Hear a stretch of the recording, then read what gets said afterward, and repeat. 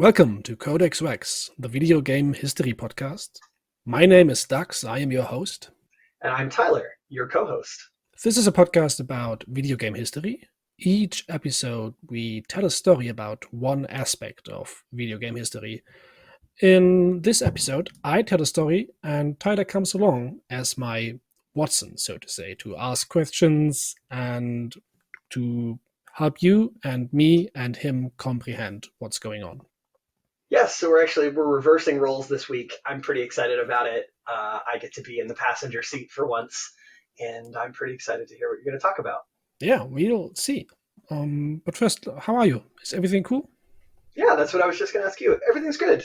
I'm just, those of you who don't know a lot about me, I'm presently in my last year of grad school, and so I'm trying to finish a dissertation. Ooh, exciting. Yeah. I mean, as exciting as dissertation work is. Dissertation work is, and looking at data sets about congressional bills, right? Ooh, oh boy, real rager of a Friday night. That gets your heart pumping, right? Yeah. I've been playing some games, though. Lately, I beat Dark Souls 1 since the last episode. Congratulations. The last boss is easy. You did a good job there. The last boss is way easy. Thank you. Well, you just dump a bunch of points into strength and endurance and vitality and get a big sword, and you can just beat that whole game pretty easily. Yeah. Well, I mean, Dark Souls easily, I guess. Yeah, but you did the easy strength Havel's armor build. That's a good way to do it. Yeah, I think a lot of people think that Havel's armor is cheating, but maybe it is. I don't know. It's in the game. You can get it. You can get it. It's fine. Yeah. But Dark Souls 2, I started Dark Souls 2, and it feels a lot smoother. I can see why maybe people had issues with it, but yeah, people hate it. They despise the game, and yeah, it's understandable because it's really janky all of a sudden. Mm-hmm. While Dark Souls 1 felt really condensed. Is this going to be our thing? Are we going to talk about Dark Souls in every intro? And then it's topical right now. I'm also playing Dragon Ball Z Kakarot, which is totally a campy version of watching the DBZ show, and instead you're playing it. And it goes through the entire story, right? But only from the DBZ start. So yeah, it doesn't go through Dragon Ball. Okay, that would be cool. You're correct.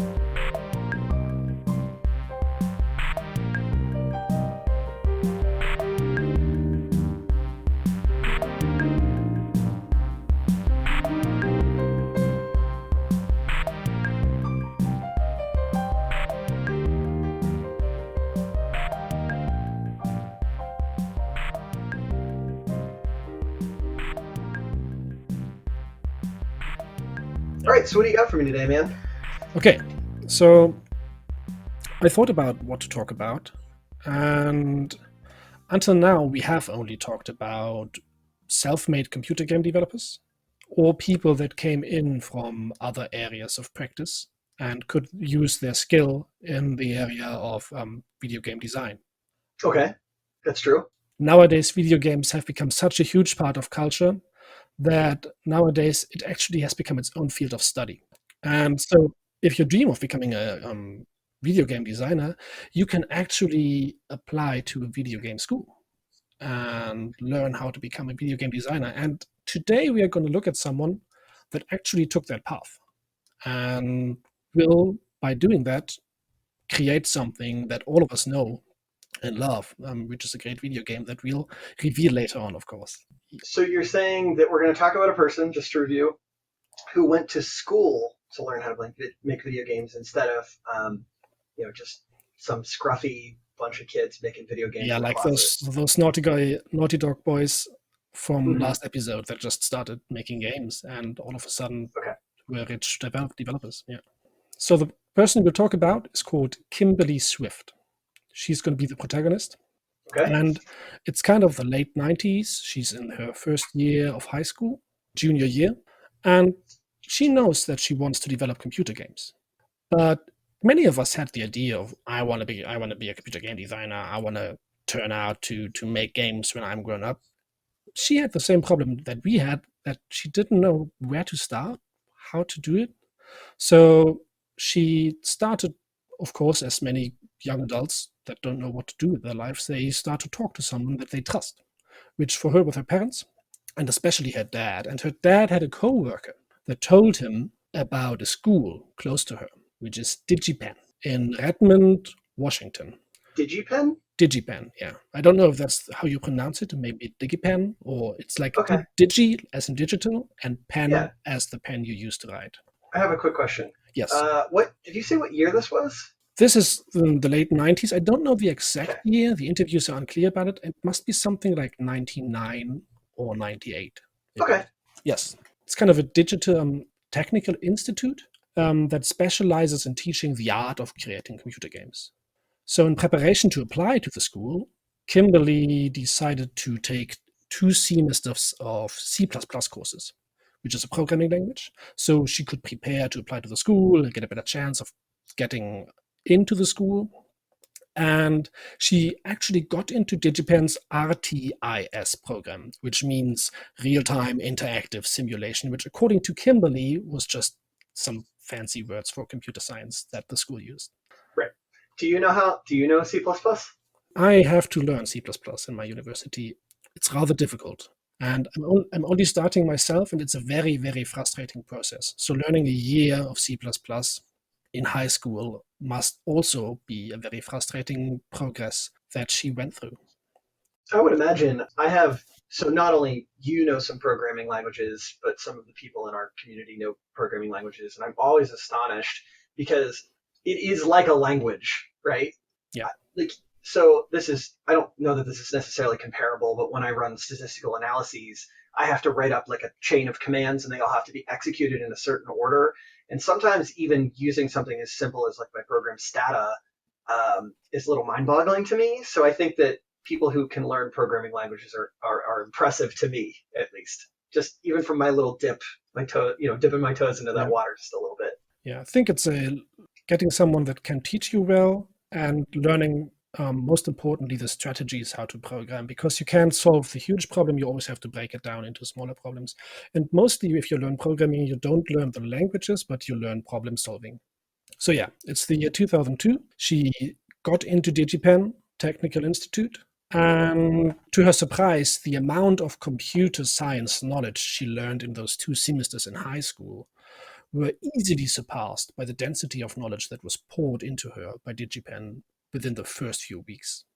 So I don't know if you know that from university when you started out, but I know the feeling like you come from high school, you go into university, and they just smack you in the face with how fast you got to learn, especially in the first year.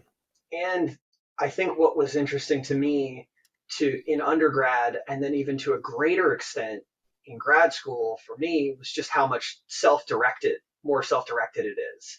So absolutely, like people don't care if you fail out of their class. Like, why would they? You're just one less person that they have to grade. And so yeah, they can throw an overwhelming amount of information at you, and it's up to you to absorb it, I guess. Yeah, absolutely. Nobody bothers with you. And if you don't get your knowledge, nobody will give it to you. Right. When asked in a few interviews if she was already fiddling with computer games back then at that starting point of university, she kind of says, quote, "Not particularly. I was mainly trying to keep my head above water, really, with all of the schoolwork. I had a few ideas here and there, though. Whenever our games team would start to figure out what we were going to do for our project, we would all pitch in various ideas." End of quote. So what we hear there that they have kind of development teams in the school they went to, and it kind of worked like this. The entire curriculum was built around the idea that they would have these groups over the entire course of the program, which would be 4 years, and in these groups they would have to create one game each year. Oh, okay. Yeah. So she was part of a group that was called, they had a name for themselves, and they were called Nuclear Monkey Software. Okay. They had kind of like a logo that looks like a nuclear hazard sign, but there's a little monkey in the middle that throws something that kind of seems to look like poop. I'm not sure. It's a weird little logo, and it has the letters NMS on it. Well, that's like I don't know what the hell was up with like the early 2000s and this weird obsession with monkeys that would throw poop. It was like, I don't know if you experienced this in Germany, but a great monkey poop beckoning. Yeah. So I remember like walking into Hot Topic, and there was just all this stuff about monkeys flinging shit. And I don't know why that was funny at the time, but there was definitely a very brief period in culture where that was like a thing. So I'm not surprised given that it came out of that time period. Yeah, maybe Also, that was a cultural phenomenon. Yeah. fun fact, I think I read somewhere that monkeys don't do that in like normal life. They don't just randomly pick up shit and throw it. It's like a captivity thing when they can't express themselves. Yeah, I think humans do that too when kept in cages for too long. Yes. Well, Because that's an interesting topic. that's a nice dark path that we just treaded. So Awesome. Shall we dig deeper or go on with Nuclear Monkey Software? all right. Well, Okay, let's continue. So they have this group. It's a bunch of programmers. They are all students, and you can still find the documentation from back in the day. They kind of had a little website they made themselves. They probably had to do some marketing courses too, where they probably had to build this website to kind of promote their studio as if it was a real studio. Stuff like that. It all still exists with all of the documentation of the games they build. It's kind of funny. So this is kind of the moment where we'll once read all of the names of the team, because it's kind of important to mention that it was not just Kimberly Swift that will have done the games that we talk about, but it's a team of several people that will stick with her for the entire time. right. So the team consisted of Kimberly Swift, Kim Swift. She was producer and programmer. Garrett Rickey, designer and programmer. Dave Kircher, tech director and programmer. G. Barnett, product manager and programmer. Realm Lovejoy, she was an artist. Scott Clintworth, also an artist. And Paul Graham, also an artist. Because at DigiPen you could also learn the design video games. So yeah, that's the team. That's what Nuclear Monkey Software consisted of. And on their homepage, they kind of wrote an introduction to themselves that kind of says a lot about what it must have felt to be at that school at that time with those people. Let's quote. Cool. Nuclear Monkey Software, founded in 2002, started as a small team of 7 humble programmers and 1 crazy person. Previous projects such as Gun Fu, Disco of Crime, and Desert Derby, Sexiness Run Rampant, brought joy to thousands. Today, it is even smaller, distilled to 4 core programmers. They are also recently joined by 4 artists who appear to be Bizarro reflections of the programmers. Does this not remind you of the episode when Superman and Bizarro team up to defeat the Green Squid? If it does not, then you are probably a green squid in need of defeat from the explosive fusion of video game developing death. But wait your turn. They must first focus on their powers on Narbacular Drop. Okay, the last 2 words made no sense. Narbacular Drop. That is the name of their final project that will be highly important for this story. So that was so cringy. That was so cringy. It is super cringy. Okay. I was going to ask, can you repeat Dave's name for me? Dave Kiri? Kirche. I say it the German way. I think Okay. he must have, like, it's a CH, so you probably would say Kirche. I don't know. It's Kircher. Okay. I feel like I've That's a heard this German guy's last name name. before, but anyway, it's fine. Could be. He's in a company, you know. Okay, so Narbacular Drop is the game that would be their final project. And these different projects that they were given always revolved around different stages of game development skill they had acquired. So in the freshman year, they had to build a text-based game, and it got more and more complicated as the years passed, and their skill increased. So there's one game they did in their pre-senior year, 1 year before they had to do Narbacular Drop, the final game they did, and they made a little box cover for it with kind of a description of what the game is about, and it looks pretty hilarious and about as cringy as what I just read you, maybe a little bit worse. So let's get into that. It says, Desert Derby, sexiness run rampant. The evil racing corporation is using nanites to turn fun-loving racing hobbyists into wholesale sand. The only way to survive is to win. Fight for your right to not be turned into grey goo. Race for glory on the planet and blast your rivals with a full 360-degree plasma turret. Speed your way through gnarly tracks created by the NMS team. Take on up to 15 of your friends. Build and customize your own tracks and terrain. Original soundtrack by Hip Hop Lords of Arabia. And much more. Wow. I would play the shit out of that game. It sounds kind of fun, doesn't it? Yeah, it sounds great. Free-roaming Mario Kart racing game. What year did this come out? It was never published. You can't even download it on the page. There's like 2 screenshots on the page. And the thing is that, I'll skip ahead a bit, this DigiPen kept all the rights to all the games created within the school. So it's rather difficult to get the games. That makes sense. It's really weird how universities do that. I think technically when I publish my dissertation, my parent university owns it. As weird as that is. That's very weird, isn't it? But I would have to look into the legality of that. I'm not sure. Yeah, but DigiPen does it the same way. And I guess that's why you don't have access to many of the games that they created anymore. Maybe they were also terrible. Could be. Maybe but I really think that this captures the entire atmosphere that their projects must have had, also why they created them.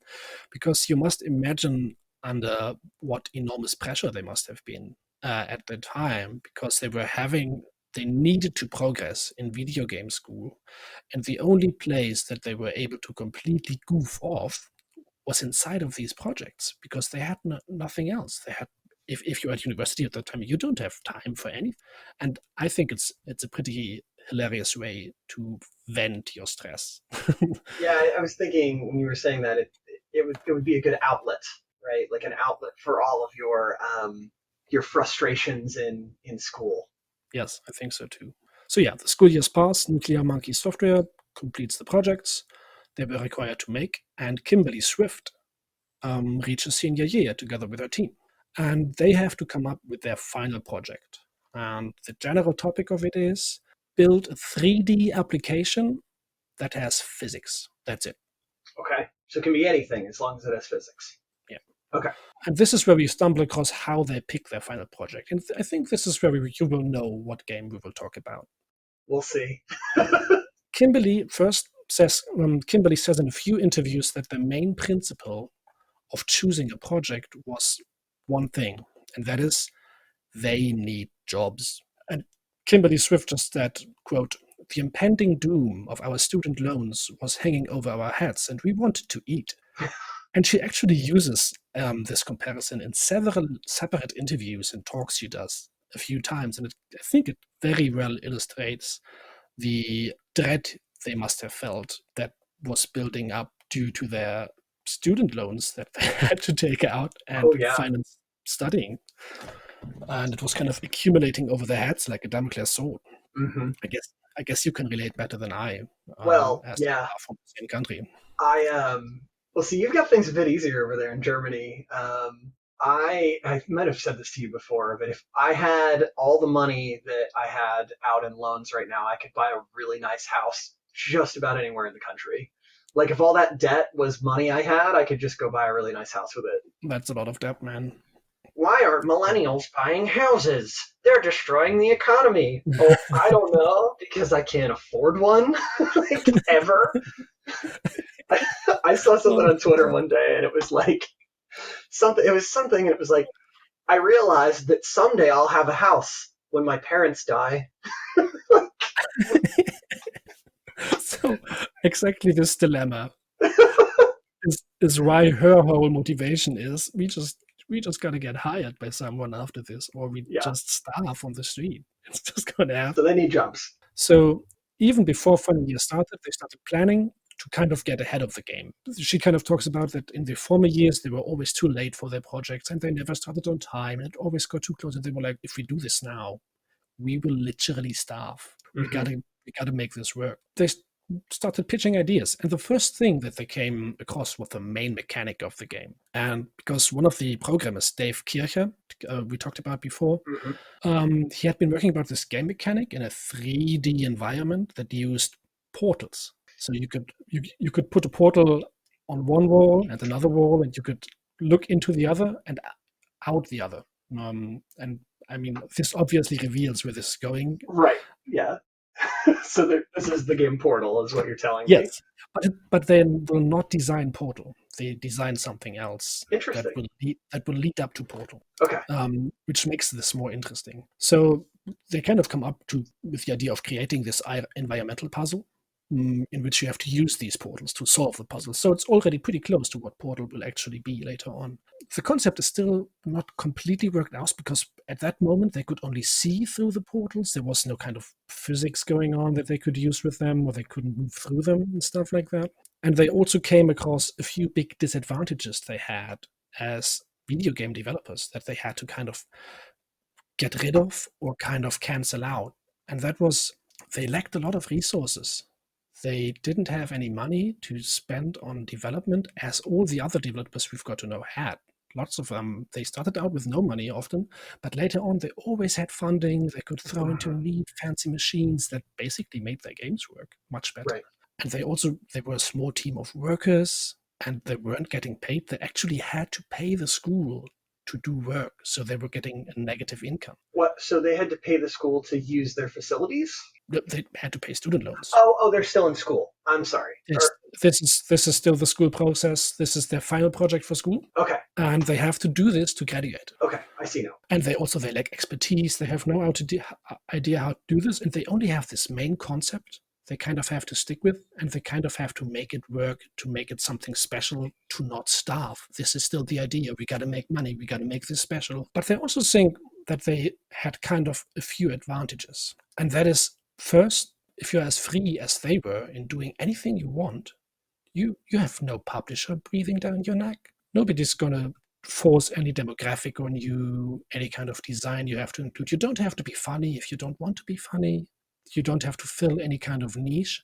And that kind of helped them a lot. Yeah, it seems like they had creative freedom in that regard. Kimberly said something along the lines of, we would not be forced to create a game entirely focused around the demographic of 12-year-old girls that like to play volleyball. But if you had a great idea for that demographic, nobody would stop you from doing it. Right. She also added an interesting advantage that they had in creating what would be called Nabacular Drop. That's the game that they are designing with the portals. Mm-hmm. And that is that they had what she called video game awareness. And she said, quote, even though you are a student, being a young is actually on your side. You have quite a bit of video game awareness just because you have grown up in an age where video games are prevalent and popular source of entertainment. You have almost as much video game awareness as a lot of people in the industry. How interesting. I never thought about this before. So, yeah, you would have a different perspective than someone who grew up previous to video games being ingrained into popular culture. Absolutely. And that might give you, well, I mean, she just said it, but that might give you advantages that you might have over someone else. That's pretty cool. Huh, I had never thought about that before. And that is absolutely why they also thought that this was a good idea, because they thought, I think we can make this work. But the biggest reason they thought that the portal idea was a good idea, and I think this is interesting, is that innovation is hyper cheap, especially if you're a student. She says innovation is low cost as an independent because you have nothing to lose. The worst case scenario is you get a bad grade, you still kind of graduate, but there isn't a multi-million-dollar franchise behind what you're doing. So if you mess this mechanic up, is this main mechanic of the game, it's fine. And also you're competing against nobody if you have something new. And the portal idea was entirely new, and they were aware of that because they had video game awareness. That's interesting to think about the pressure that companies put onto developers to make games in a certain way. I'm thinking about, like, I don't know, World of Warcraft. I used to play a lot of WoW. And the core idea of World of Warcraft is pretty cool, and at least it was for the time. But over time, I feel like there have been pressures from Activision Blizzard to make the game more grindy, to make the game more of a chase than it used to be, to keep subscriber numbers up. And so, I mean, of course, this isn't a one-to-one example, but the idea that you don't have the pressure from that company and it gives you the ability to innovate, I could see would be very useful. I mean, we talked about the Naughty Dog guys, not to keep going back to the last episode, but there were times when those guys wanted to make a specific game and could not, or had pressure. Because their publishers wouldn't let them. They were, Right. or that one time when the Naughty Dog guys got this comedian from their publishers to make their Hmm. game funny, and they were like, "Oh, what the fuck? Why do we have to do this?" Exactly. That must be a terrible feeling. So yeah, she says if you innovate, you don't have to compete. You're on your own in the direction you're going, and that's kind of how they felt about this is how we're going to make money. This is how we're going to stand out. This is how we're going to get hired and paid for what we're doing. The culmination of all of these thoughts kind of led up to the situation where they went like, okay, we got to make this game. It's going to be about portals. It's going to be just about that, and we're going to make it work, and we're going to get hired, and it's going to be fine. So they stuck with that idea, and they kind of had to come up with a name for it. And we heard it a few times already. It's Nabacular Drop, and you're like, this Yeah, what does doesn't that mean mean? anything. Yeah. And Kimberly says that one of her colleagues came up with it with the main idea of if you Google that name, nothing else should come up. And Right. that's the whole Right. concept of the name, which is the case. If you Google Nabacular Drop, nothing will come up except for Portal, because those two are intertwined, as you will see. They stuck with Nabacular Drop, and after choosing their core principle, kind of had to figure out what was fun about those portals. Because, as we heard before, it's important to figure out where the first fun of your game is. And in an interview, Kimberly explains how if you develop a game, you gotta fiddle around with your core mechanic a lot, like iterate through it over and over again until you figure out what's fun about it, and then stick to that. And as they went through the analysis of the mechanic, they kind of figured out a few neat applications they could add to the portal. And adding these multitude of applications to a single mechanic of the game is what Kimberly often refers to in many interviews as the Nintendo factor. Hmm. And she explains this the following way by using Mario, actually. And that's in Mario, Mario has the ability to jump, which is a very simple mechanic. But you don't just do a single thing with jumping, you do numerous amounts of things. For example, you can jump onto things to defeat them, enemies. You can jump at boxes to open them up. You can get to a bigger height to get higher up, or you can even evade things. Hmm. And this is what they thought about when they were like, okay, we got to have this mechanic and it has to do a lot of things for us. It has to have that Nintendo factor that will make it fun because you can use it in so many different ways, which will make the game feel more dynamic. That's really interesting. And as you know, these portals will later turn out to have exactly that. Because you Hmm. can, in Portal, if you know the game, it's kind of a puzzle game where you have to set these portals onto walls and kind of you maybe have to move a box to a different area. Maybe you have to get across a gap and you can put a portal on your side and on the other side of the gap. And then you can move through the portal and get through there. What's really cool is how they mess with the physics. Not to cut ahead in our story here, but how you can really screw with physics in a way where you can throw yourself off a ledge and point a portal at the ground and use the momentum of your fall to rocket yourself out of a door and like the other portal. And so you can do these crazy jumps by using your own gravity and by using the physics of the game. And I think it's really cool and really innovative. Yeah, and that's actually, I think that's the most fun part of it, that you can Yeah. do these, keep your momentum of a fall and kind of reuse it in another jump, which Hmm. makes the game sometimes incredibly fast paced, even Yeah. though it's actually a pretty slow game. Hmm. And they actually had that mechanic of keeping your momentum while falling through portals. That was implemented in Nabacular Drop already. They kind of made that work. And I feel like there's no proof of that. I didn't read about it, but I think once they figured that out, they must have known this is something nice. This is fun. Because I remember when I played Portal for the first time, and I started figuring out how to use the momentum and the weird physics you can do with the portals. It was super fun. So the general gist of Nabacular Drop is like this: you kind of walk around in first-person perspective, kind of like a first-person shooter, but you don't have a gun. You kind of have this magic staff. It's kind of a fantasy setting. You're a little wizard. You start out in a cage and you have to save a princess because they were all about we want the people that sees us to focus on our core mechanics. So let's make everything else as tropey as possible. So you Right. don't even pay attention to it. It's just a wizard, just a princess. You got there's lava, nothing you haven't seen a million times in a Sure. million computer games. Also, probably pretty simple to draw the textures for. Right. Yeah. You have a lot less to worry about then. There's a million different wizards that you could look at. rather than, I don't know, some alien or something. And there's like boxes you have to move onto, buttons to open doors. There's enemies that walk around that you have to get rid of to not die, stuff like that. It's basically what Portal later on will have to. It just that it looked like a dungeon crawler that's super dark all the time. Everything is brown or red. You see nothing really. You have to. Do you know these old dark games where you had to increase The brightness. the brightness of your screen to actually see what's going on? It Yeah. kind of feels like this. It has an old school feel like that. One of the things I did for this is I actually played the game that they created, Nabacular Drop. It got finished, and that one you can still download for free. No way, that's awesome. And I think what kind of stands out, it already is a lot like Portal. A lot of the rooms look exactly as the puzzle rooms that you will see in Portal. There's like big parallels that you can see. And you can really see that they basically created the game already. But how did they turn out to be Portal if they already had the game? That's the big question, right? Right. I'm curious how they got wrapped up with Valve. Yeah, it takes 8 months to develop the game. And they weren't just doing that project, they had classes on the side. So they were still studying, still writing tests.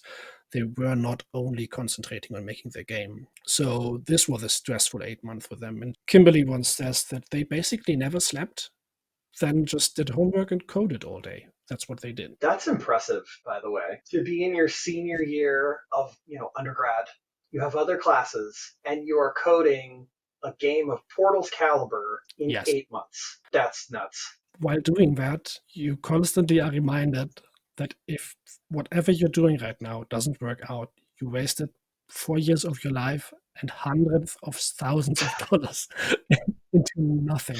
That's the mindset they go into. Yeah. I mean, I would argue, from the other side of the podium, that no knowledge acquisition is ever wasted. Yes. But also, there's a small amount of privilege in saying something like that. Absolutely. Absolutely.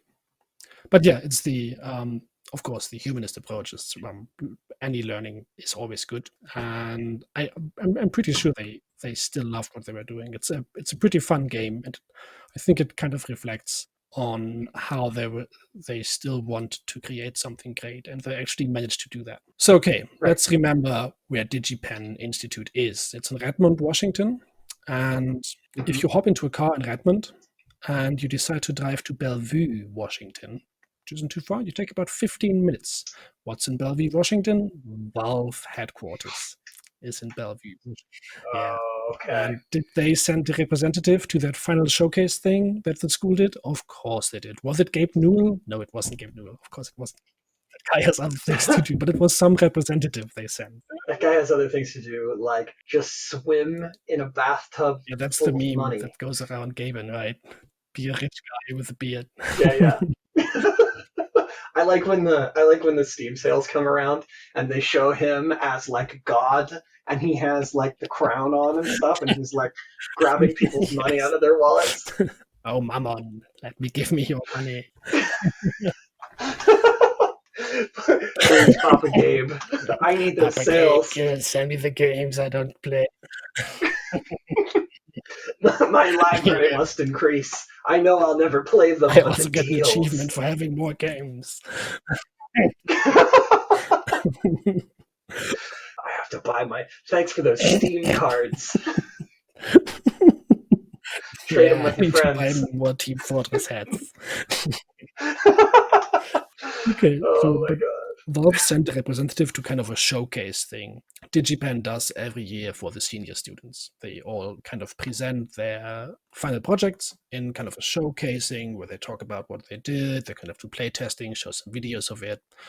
And Nabacular's Drop had its own little thing there where the team of Nuclear Monkey Software could kind of show what they were doing. And Valve, the representative that was there, was pretty interested. They were like, oh, this is pretty neat.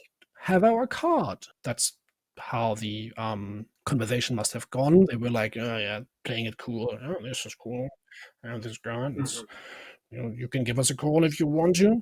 But what fascinated me more, imagine this situation. So 8 months of video game development and this final day where you present it, and all of a sudden all this stress falls off of you.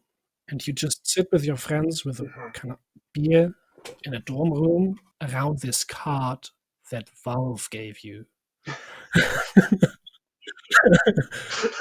And that you have nothing, you have no projects, you have nothing to do, everything is over, you're a graduated video game designer, and you're like, how do we play this cool? Yeah. Oh man, the stress of that. Also, I have a question. Had Valve put out Half-Life at this point? I think wrote they down had. what Valve at that time what Valve was. Okay, it's the year is 2005 now. So what was out? Okay. Half-Life 1 was out for about 6 years already. So it was a Mhm. classic already. Half-Life 1, pretty big. What came out about 1 year Yeah, before in yeah. 2004 was the Source engine with Half-Life 2. Okay. And basically, the Source engine was Valve's big new thing where they kind of introduced a ragdoll physics where things could stumble around all of a sudden. It's the new game they put out, Half-Life 2. It was a really good game. I liked it a lot.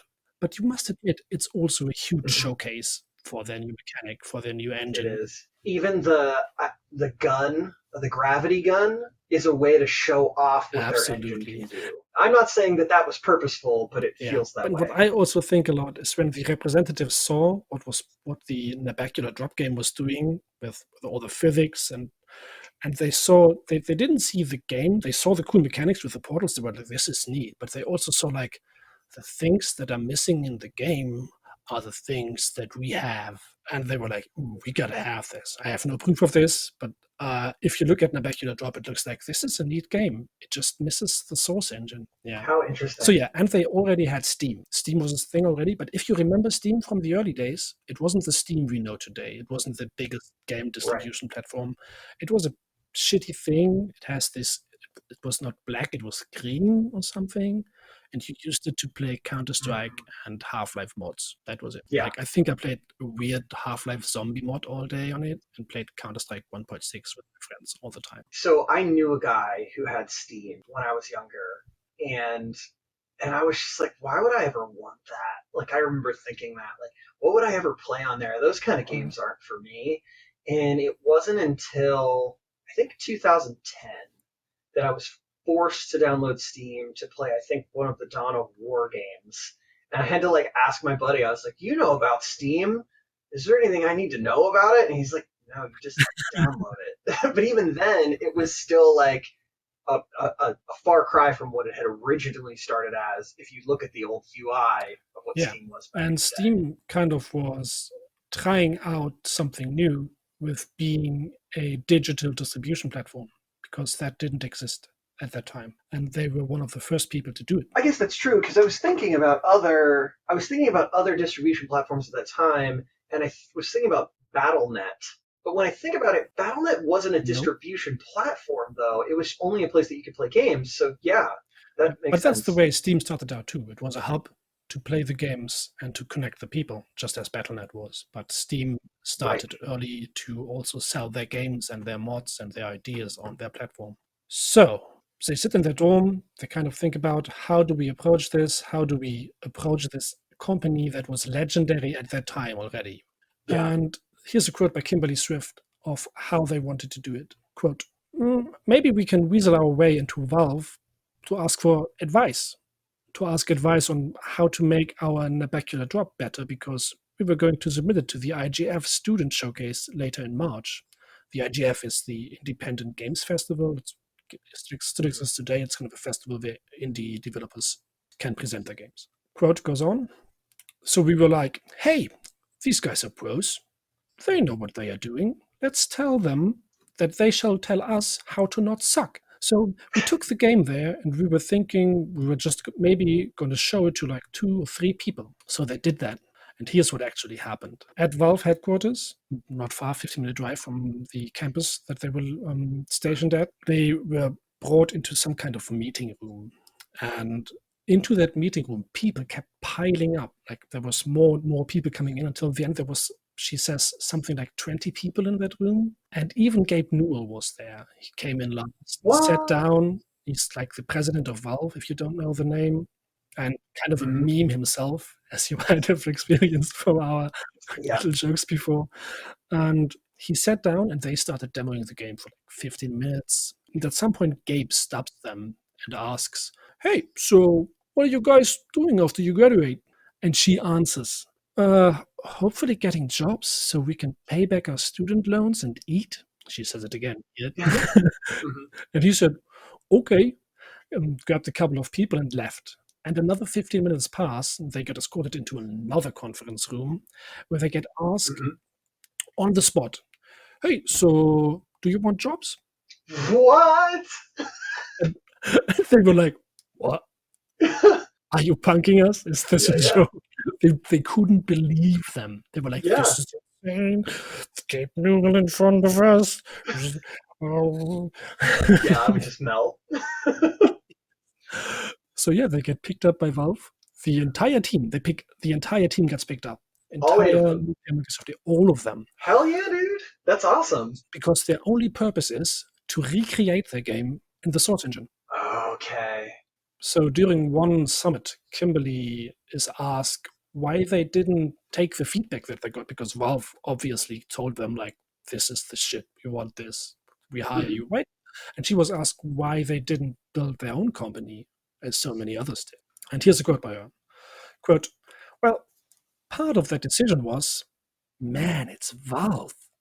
I mean, for us, it was kind of just an obvious decision, and we were really happy with the people there, and they are amazingly smart, the best people in the industry. And as far as making our own companies, for us, it just seemed like a big step. We are all really young and starting up our own business, and it seemed really scary.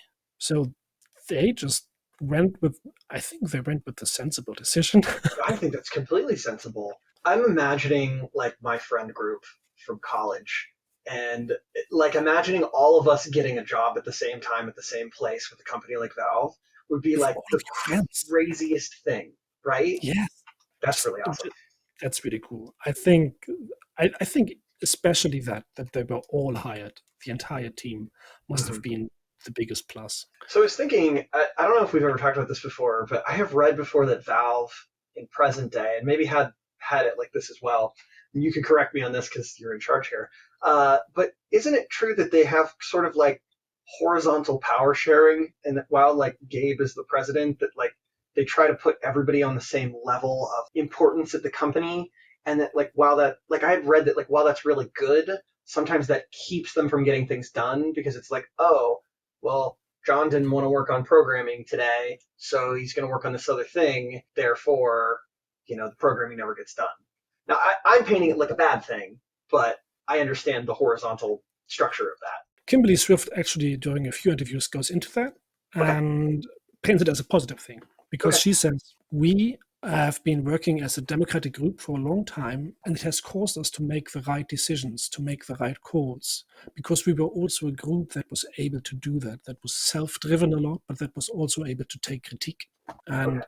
we were able to create something, and everybody could pitch in, even if that wasn't their area of expertise. Right. And this has caused the game to flourish.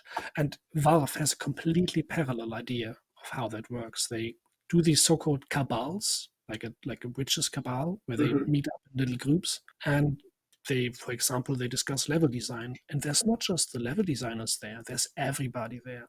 They all go into, and everybody can say what's on their mind. Everybody can pitch in ideas. It's a completely democratic process. That's really cool. It seems like a good fit for them then. Absolutely. And that's many people said for a long time, that's why Half-Life 3 is not getting done. Mm-hmm. And is because they lost interest in it. Right. And there's this urban myth about Valve that they have desks on wheels. Okay. So they can always leave their work area and go to another one by just pushing their desk away, Huh. and kind of just decide by themselves what they want to do. So you say that's an urban myth. You're saying that that's not true. I just don't know it. Oh, okay. Yeah. I read it a few times in a few Reddit threads, like, oh, that's Valve, don't they have desk on wheels? And everybody was like, Sure. yeah, I heard that too once. Well, that's how the internet works. Probably easy to figure out if that's the case. Just ask, right? Just ask Yeah, somebody. yeah. Okay. Dr. Google, we can ask him again. Good old Um, Professor Google. okay, so yeah, thing is, they are hired to rebuild Nabacular drop in the source engine. But the problem is they don't own any of it, so they can take none of the code. So they kind of go to DigiPen and ask them, yo, we were kind of hired to make this game again. What can we take? And they were like, you can take nothing, none of the code, none of the characters. It all belongs to us. But I don't know, as long as it's not the same thing, you can just make it again. So suddenly, the decision to make it full of tropes turned out to be a really good one, didn't it?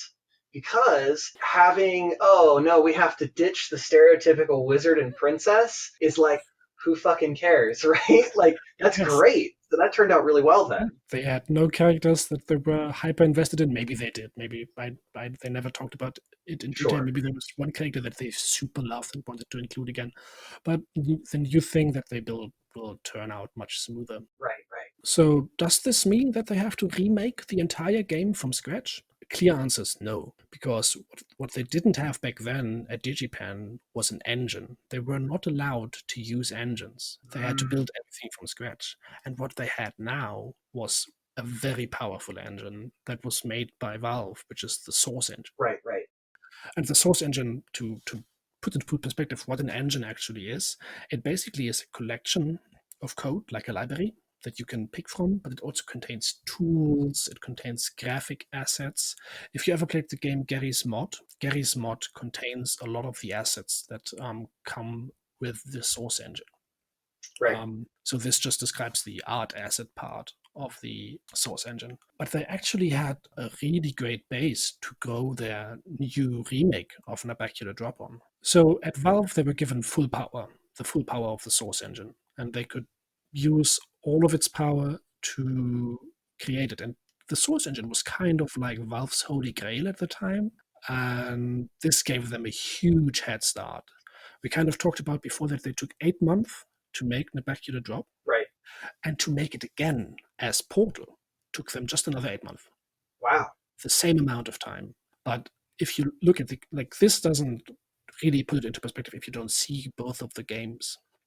But the way Portal looks like and the way Nabacular Drop looks like, that's worlds. That's 3 years of development more. You can't describe it. That's the difference, that the expertise that they got by making the game the first time, but also the difference the Source engine made.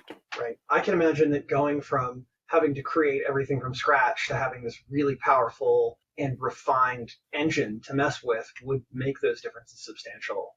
Absolutely. So one might think, well, the experienced Valve developers probably pitched in all the time and took over most of the work, but they actually didn't. They did nothing. The Nuclear Monkey software team did the entire work. It was 7 people that were hired. And of course, they had some kind of mentor from Valve to which they could go if they were like, we don't get this about the Source engine. How do we get this? How do we implement the portals? And they give them like little tips or where to look. But Kimberly Swift once states that Valve seems to be highly specific and picky about the people they hire. And the people they hire always have to be self-driven. They have to self-learn. They kind of have to be able to build their own opinion by themselves, which kind of also supports their whole democratic system. I like that a lot. I mean, I think that I can understand why that might create issues within game development and like the future of the company and things like that. But I think just as a principle, I think that's a really good idea. And I think it gets shit on all the time on the internet because I think people are still mad that Half-Life 3 doesn't exist. But I think that as a philosophical idea, it's a good one.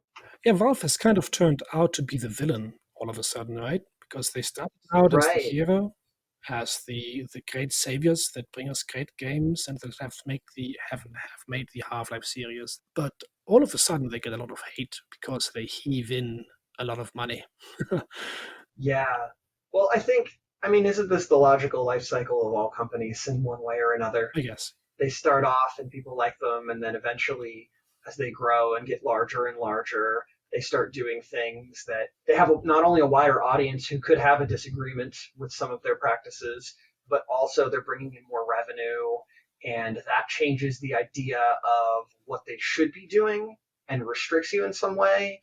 And once you have to start pleasing shareholders and things like that, I understand why companies might end up the way that they do. Yes. Absolutely. So if you play Nabacular Drop, the first thing that you'll feel, I guess, is, did someone make a shitty version of Portal? Is, is this what this is? Because Right. maybe you don't know that Nabacular Drop came first and then turned into Portal. Because Hmm. all of these levels look hyper similar. The puzzles for a few stages are actually very much the same.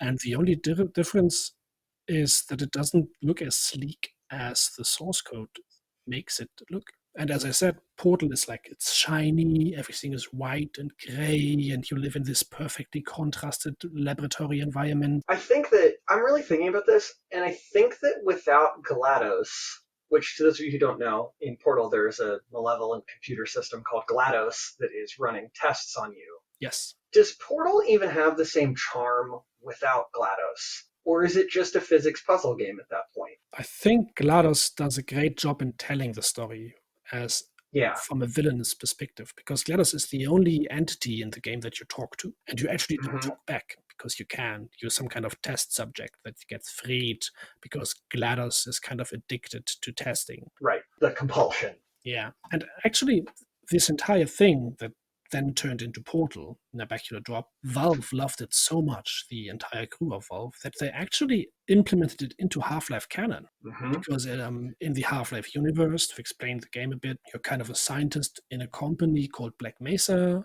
Some test goes wrong, aliens invade, outer dimensional aliens, and you kind of have to get away. And in Half-Life 2, you kind of wake up in the future, the world is going to shit, it's kind of alien dictatorship thing. And in a later stage of the Source Engine Half-Lives, there's a company mentioned called Aperture Science. And Aperture Science is the company in which Portal takes place. Correct. When they were previewing Half-Life 3 back in the day, you're getting ready to, this is a spoiler for where Half-Life 2 left off, you're getting ready to go on this like trek to go somewhere else, and then like the game ends very abruptly. A very very horrific event happens, and it's kind of a cliffhanger. And so I remember reading that they were supposed to tie the games to Half-Life in Portal together because you were going to go find this ship that had been mentioned called the Borealis or something like that. And it was made by Aperture, and they were going to even more strongly link the games because in both games they like GLaDOS talks about like alludes to the aliens out there and says like, do you really want to be out there with them? Are you sure you want to go out into this world that's out there? And just like vaguely talks about like Yeah. the Combine and things like that, but it's never strongly like there other than some references. And I think at least the plan was in 3 that you were going to go to get some new time travel-y portal tech or something like that.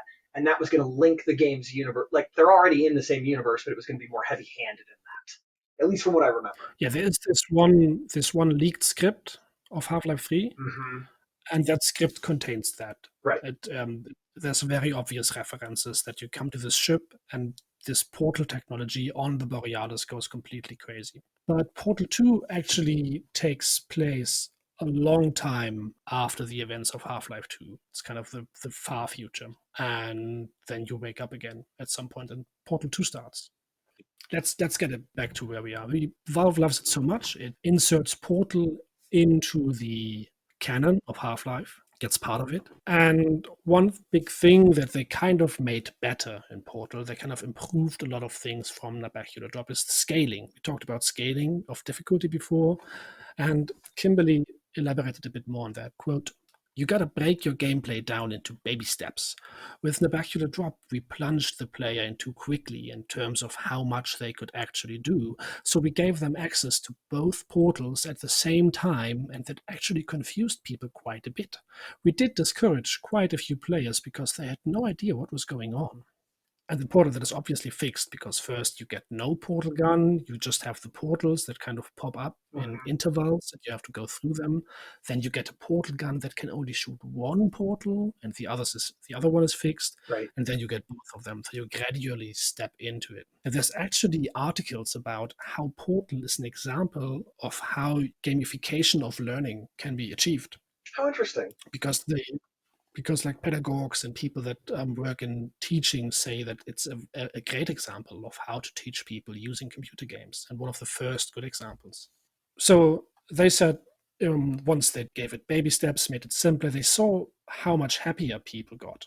Really started enjoying the game more because it wasn't as frustrating. Nebula Drop is freaking hard. That game is so difficult. I couldn't finish it. I got stuck. I was like, okay, what to do now? And I was stuck in a room with 2 portals. A million things were flying around. There was lava turtles or something, goblins that wanted to harass me. I don't know.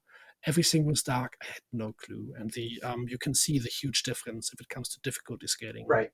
in Pulp. And I think this is kind of interesting because we know a few very successful games that completely shit on that principle. They really don't care for scaling the difficulty for you. Let's get back to Dark Souls for a second. It's just like, yo, dude, have a sword, go fuck yourself. That's the whole Dark Souls story right there. Yo, dude, have a sword, go fuck yourself. Dark Souls. You die. One of my friends would come in when I was playing Dark Souls, and every time I would die, he would just write in all caps, Dark Souls, in my chat. I'd be like, yeah, okay, that's pretty much the game right there. I get it. Dachz. But that's totally fair. Well, I do think that that's a different kind of scaling, though. Absolutely. In that Dark Souls is just like, here's this open world, go, and you figure it out. But for something like a game that has very distinct levels, I could see how that would be jarring to all of a sudden have it all thrown at you. Especially for a puzzle game, because a puzzle game has to teach you how the puzzle works. Right, you can't just circumvent a puzzle and come back to it later. You're stuck on that puzzle. Like if somebody gave you a Rubik's Cube and didn't tell you that you have to align the colors, what are you supposed to do? That's a great way to think of it. Yeah. So Kim learned 2 other things at Valve that she talks about in great detail during a big talk she does after Portal released. And one is that she thinks a big reason for the success of Portal is what we talked about before, is the development democracy. She thinks that that is the main reason Portal turned out great, because weaknesses of the game were thrown out immediately. The second reason she thinks was the game turned out to be great was having colleagues that wanted to see her grow. And at Valve, she was surrounded by people that didn't put her down, but wanted her to improve as a human being. And they wanted to give her the resources, and her entire team the resources to create what they love and make it as good as possible. And that kind of wholesome, uplifting, positive perspective onto video game creation made, in her opinion, increase the quality of the game so much, because all of the positive energy, to put it in an esoteric way, kind of flowed into the game. That's really nice to hear. I mean, so often you hear about game companies and game developers, especially in the modern day, and I guess back in the day too, going through these horrible crunches to meet these deadlines that are really awful, and everyone has this horrific and horrible time, and then they get this really cool game out and you never hear anything about it or see anything about it. So it's nice to hear that at least somewhere in the game industry at some time people were having the supportive colleagues who were helping to uplift them in that way. That's heartening. I think so too. So, as she said before, Portal turns out to be a huge success. It releases in 2007, and it gets released together in the Half-Life with Half-Life 2 Episode 2, so the last installment of the Half-Life series. Half-Life Alyx came about half a year ago, but back then it would be the last Half-Life part for a long time. And together with Half-Life 2 Episode 2 and Team Fortress 2 in the so-called Orange Box. And it sold about 4 million copies to this day, which is quite a lot. And it has spawned its own little pop culture niche, because there's a few little memes going on in Portal about the cake is a lie, and the companion cube that is kind of your only friend in this laboratory, so you have to keep him safe. And I think in the Portal games, you find these notes by former testees, test subjects, that kind of, because at the end, you always have to throw the companion cube. It's kind of a cube you have to carry around into the lava. there's like sometimes you can get through the walls in a niche where you can obviously see that a test subject hid there from GLaDOS and kept a companion cube with them, scribbling little notes on the wall. My cube will never leave me. Me and my cube can stay here forever. It's kind of a running joke.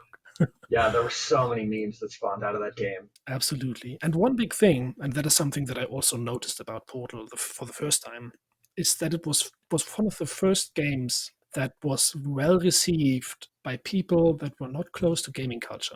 And the greatest example of that, how the MoMA in New York, the Museum of Modern Art, I've been there. They entered 14 games into their permanent collection.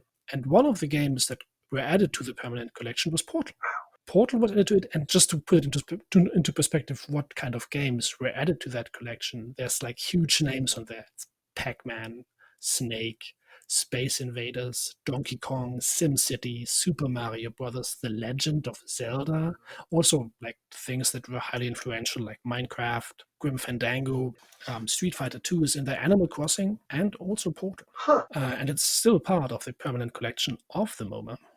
And I also remember about Portal that one of the big newspapers, we kind of have a version of the American Times in Germany, which is called Die Zeit, which just means times. And it had a huge article about Portal. And usually that newspaper only writes about books and literature that's important, or a huge play that goes on in the capital and you have to go there. But they did this huge thing about Portal and how it changed how it can change how games and video games are perceived.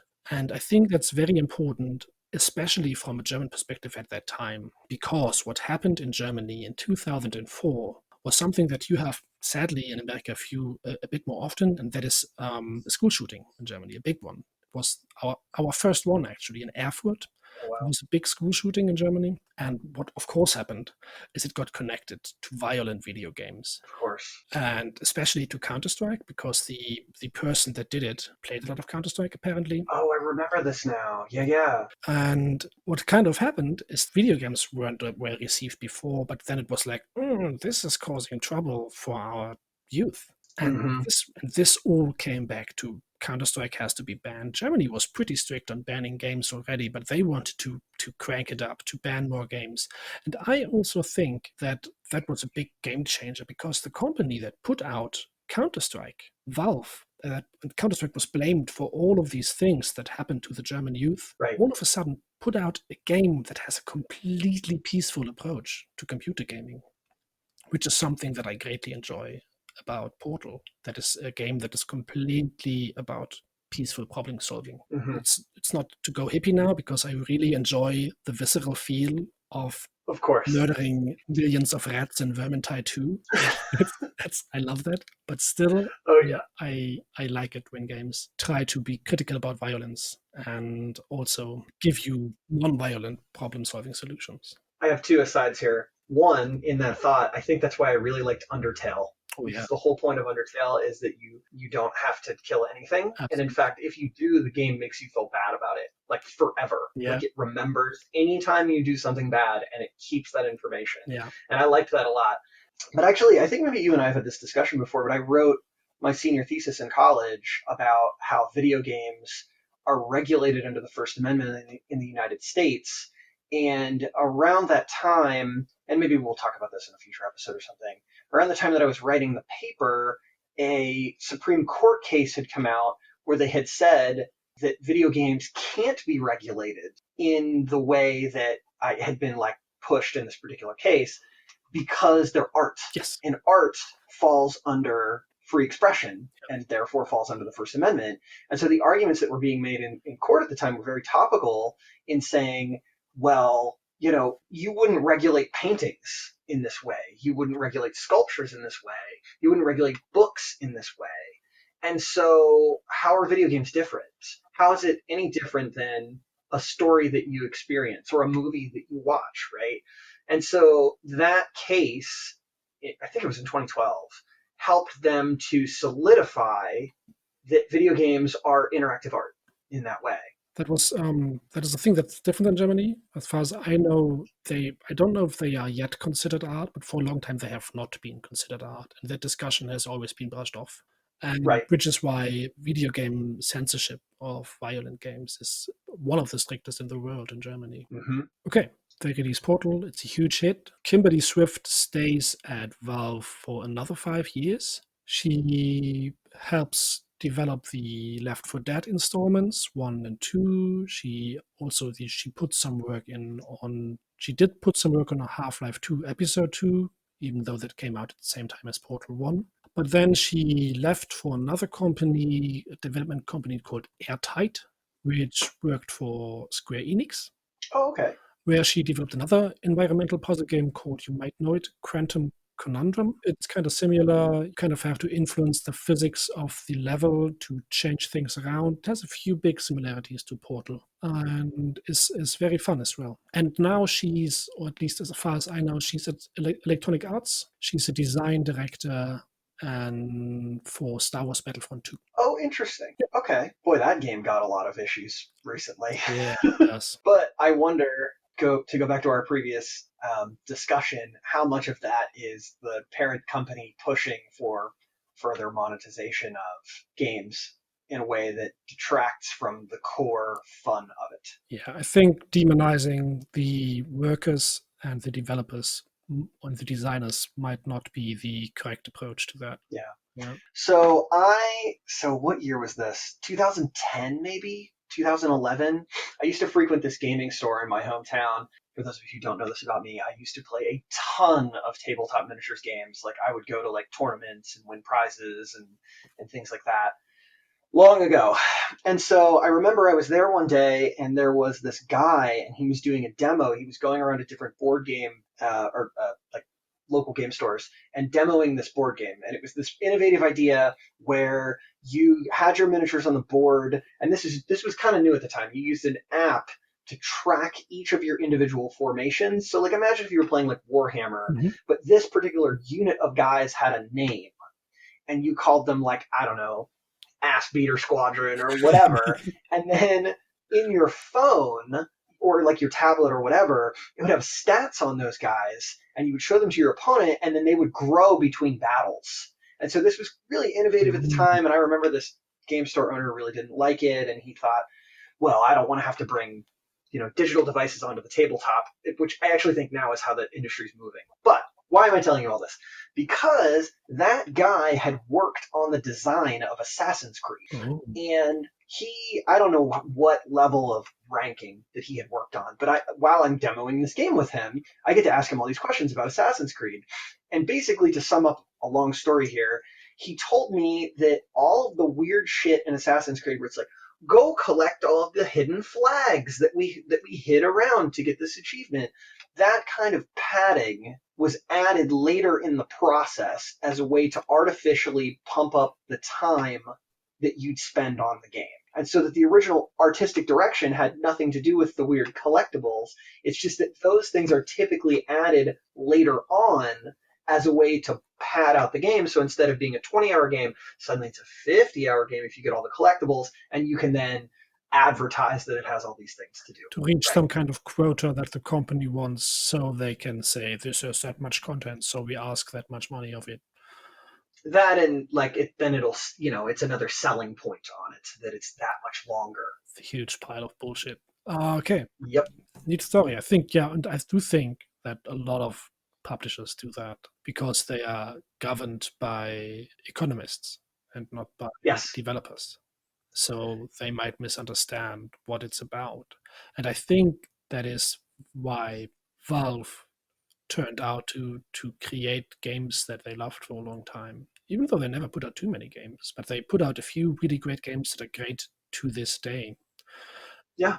And they have they all have staying power. Turned around their entire business model today, like 13 years later. But I'm happy with Steam. I think that some of the cultural issues that I hear with Steam are that at this point it's monolithic. And I mean, there's competition to Steam. You've got Epic, and you've got GOG, and you've got Itch, and other places if you're a small developer and you want to publish a game. But Steam takes a pretty hefty cut. It's something like 30% of the sale price, and that's a lot just to host your game.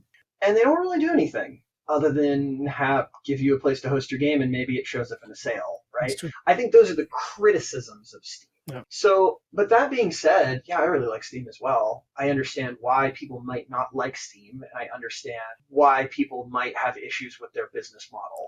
And I think Epic tried to, like, I don't know, slam Steam by saying that the cut that they take is too high, and so they lowered their prices, and so in kind, Steam lowered the cut that they take depending on sales. And so, like, if you have a game that sells really well, they take less of a cut. And I think that kind of competition is probably good, because if we're still talking about companies that, I mean, this is all part of capitalism, right? If we're assuming a free market in this regard, right, then you would want to be competitive. And what I was thinking about when you were talking earlier is that it's really important to remember that a lot of games are made with the express purpose of making money. Yes. And that's okay. It may be. But you have to understand why games are the way they are in that respect. And that's why I really think that a lot, when I talk about streaming and stuff, the kind of games I gravitate toward mostly, just at a base level, are like indie games that don't have all of the garbage fluff to try and make it into a AAA game, because it allows people to innovate in a way that they're not pressured, right? So I drink a lot of wine. I have a wine sommelier friend, and I would help him teach classes about wine, and we would talk about how, like, really low tier wine, like, doesn't mean that it's bad. You know, just because it's like a $5 bottle of wine and it tastes like sugary garbage, well, guess what? They wouldn't make a $5 sugary garbage wine if people weren't buying it, right? So if you see these games and you're like, well, I really don't like that Battlefront 2 had all of these issues surrounding it, well, just don't fucking buy Battlefront, right? Like, vote with your wallet in that regard. Show them that they can't do those kind of things. Yes, absolutely. But I do also kind of think critical about, with many of these online distributors of games and things that surround games, is that they have started to include a lot of ways to microtransact a lot, which I fear pulls in a lot of people that do not know how to handle money, especially teenagers, into spending too much money on games and things like hats in Team Fortress. Just one example, you can also spend money on skins in League of Legends for things that are kind of useless. It kind of reminds me of the cell phone ringtones you could buy in the 90s that would kind of lure you into these contracts that you wouldn't come out of. Now that it's just not contracts, you just get addicted to it. Yeah, so I know someone who, when they were younger, got really into Counter-Strike and went as far as taking someone's credit card that didn't belong to them and secretly using it to make very small transactions to buy keys to open chests to get skins in Counter-Strike. Yeah, that's one of the biggest things where I was like, ooh, you gotta tone it down, Bob. This is gambling for kids. Yeah. Well, I think that it also and we're way off topic from Kimberly Swift at this point, and that's okay. But I think that it really brings in moral quandaries about, there are moral quandaries to advertising to children in general. Yes. Like, we could just even start with that. Should you advertise to children? And, like, for a long time, that wasn't really, as big as it is now. But then to put addicting, there is a question about putting these kind of addicting mechanisms in games that require them to pay money. I think it's one thing to make a game really fun and addicting to play, right? Yep. You want a fun game that's fun and you want to play it again. But when that fun derives from spending further money, I think maybe is where I draw a line. Absolutely. And addiction to spending small amounts of money to make some virtual kind of progress also isn't even fun. It's just the addiction itself, and you kind of lose control over it. And right. I'm talking about that is actual addiction that can take control of your life, is, I think, something that is done too rarely. But let's take a break at that point. Yeah.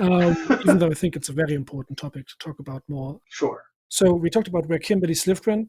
She's at EA now. Let's talk about a few of the other developers, and that's actually quite easy. They are all still at Valve. They really the company. Dave Kircher, for example, the guy that came up with the Portal idea. He's still at Valve. He developed all of the games that came out. He even was part of Half-Life Alyx. So they basically hired an entire team of developers that made them Portal, and they stuck with them ever since. That's awesome. Which I think says a lot about the corporate culture of Valve, because I guess in a field like that is growing as fast as it is, as the video game industry, and with that amount of experience, you could just leave if you didn't like it, and they didn't. Right. Well, that I think one thing that might keep people at Valve, and again, I'm not speaking for these people, Of course. is when you enter a culture that is that, we'll call it wholesome, right? I mean, I'm sure every company has their problems, but when you enter a culture that jives with what you want, and then you see the rest of the industry, these big, gigantic companies where you're just a number, then why would you ever leave? And who knows, maybe Gaben has just dirt on them, and he will rule them out. Father Gaben knows all. Yeah, the Gaben Cathedral has been built. Let's praise Father Gaben. He can see your Steam library. He knows what you downloaded. Yes, all those weird waifu games. You publish them. Okay, so the Portal franchise, as we talked about, it keeps going. Portal 2 comes out in 2011. It's a huge hit. It adds multiplayer to it, which is super cool, because now you have basically two players that both have two portals, and you kind of have to support each other to solve the puzzles. It's a lot of fun. The main villain shows up again, GLaDOS, but there's like a huge story. It's a lot funnier. They kind of made a whole.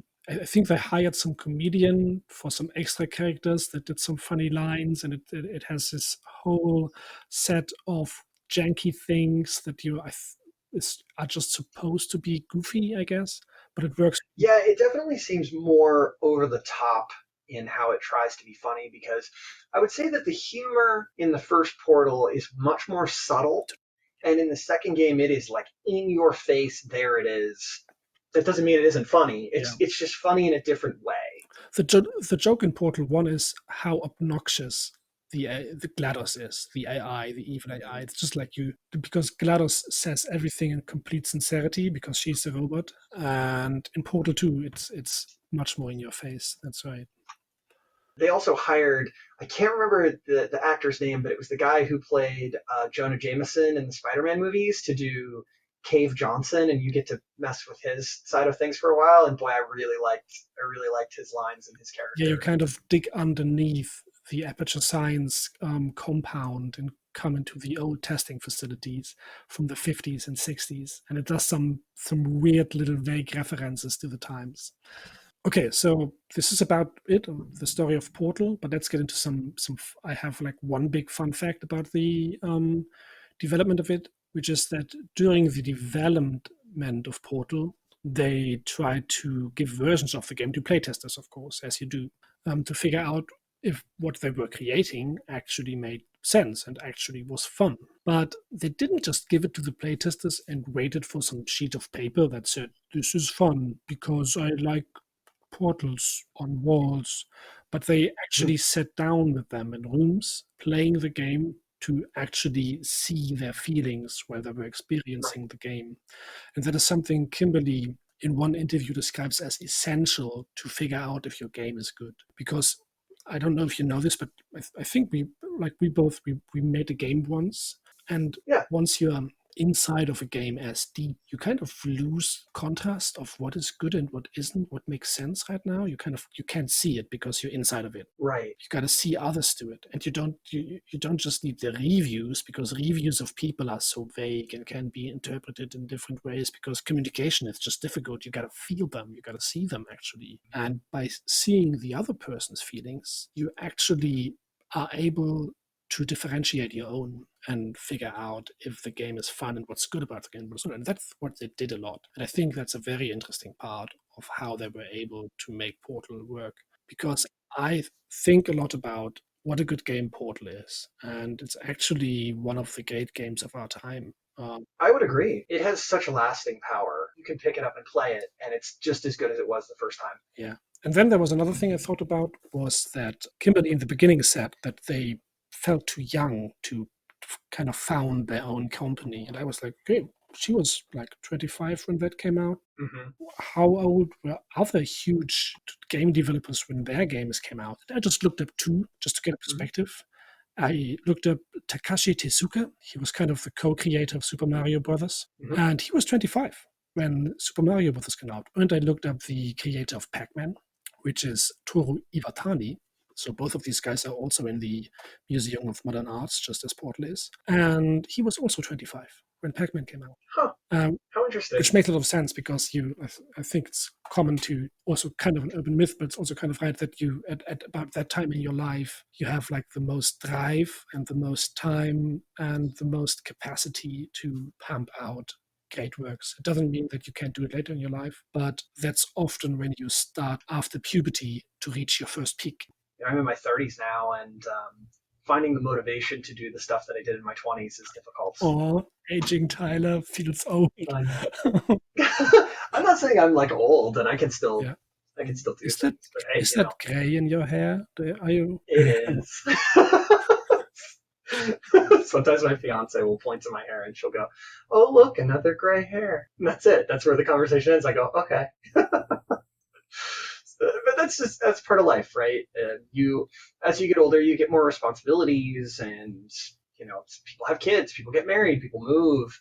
It's a unique time, and I can see how those people made really great things with it. Yeah. But also, to add to her point, man, I'm in my 30s, and I would be nervous to probably start a company. Absolutely, it's a huge. I think that's normal. And it's okay to be afraid of big decisions as long as you make a decision, and even if it's against it, it's fine. You just got to move on. Yeah.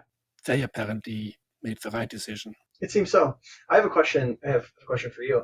When was the first time you played Portal? I actually have a funny story about that. The first time I played Portal is when it came out, because I was a huge Half-Life fanboy. And I played everything that Valve produced. And I have a better story about Portal 2, because it came out in 2011 in Germany as well. And I pre-ordered it, and I got it and it actually was sent to me 2 days before it was released by some kind of mistake. I don't know. And I went over to my best friend because I bought it for him. And I went over to him. We sat down on his couch in his smelly, filthy student room, put it in, we installed it, and we played through it the entire night. And it was a great experience. That's really awesome. Yeah. But yeah, Portal is one of the big experience of my video game life that I will always treasure. When did you play Portal for the first time? So I was in high school. I'm a couple years older than you. I was in high school. It was nearing the end of high school, either my junior year or my senior year. And I had this guy who lived near me. His name was Steve. And he and I used to ride the same bus. And we would talk about video games. And he would just talk and talk and talk about Half-Life and how Half-Life was the coolest thing. And then he started talking about Portal. And one day he said, "Well, why don't I lend you the orange box?" And I was like, "Oh, okay, right, whatever." And he's like, "You got to play Portal. You got to play Portal." And I was like, "Okay." It wasn't really my cup of tea at the time. I was pretty well sucked into WoW at that point. Oh, yeah. That was like the height of my Warcraft addiction. Oh, my gosh. But I remember I just gotten a 360. I was working like a part-time job, and I had managed to scrape up enough money to buy my own 360, which got bricked later, but that's a story for another day. And I played Portal and was immediately addicted. And I was like, this is the fucking coolest thing I've ever played. Like, I thought it was so cool. And then that got me into playing Half-Life and Half-Life 2. And I remember Half-Life 2 had this, like, cut. And I remember going to him and being like, "Well, when are they going to make another one?" What? And he's like, "Oh, well, they're supposed to put out another episode soon." Like, it never came, right? Like, it never came. So, it's such a bad place to end on, too. There's some Reddit post where some guy says, like, "So I finished episode 2. How do I get the next episode?" When everybody's like, "Who's going to tell him?" How do we put this, son? Who's going to break it to him? Oh, yeah. Well, thank you for sharing that with me. I really liked hearing that story. It's really nice to hear when things go well for people just getting out of the industry. And I don't know what those kind of opportunities are like today, but if you are one of those people who is trying to make it, know that it can happen. Yes. Let's talk about sources real quick. My biggest source was she had a big talk at the Independent Games Summit of 2007. It was in the year Portal released, actually. And then Kimberly Swift, she was kind of considered the lead developer, even though that is inherently untrue, because the entire team was important. And she even states that a few times. Sometimes she even seems a bit annoyed that people are pointing that out all the time.